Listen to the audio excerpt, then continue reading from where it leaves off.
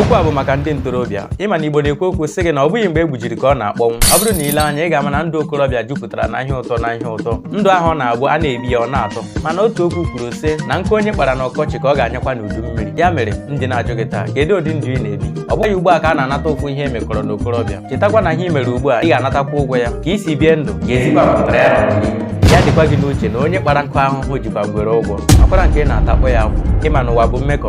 mana chetakwa nọọ ịka nka ịghọta ihe a na-ekwu okwu ya ịghọta ihe a na-ekwu maka ya yelo osisi na-emelụ mfengel mala mmalụ ịga nke ghọta ije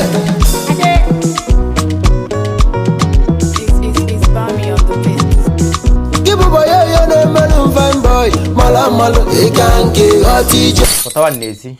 ụmụ amadi na-eju Udan Soko.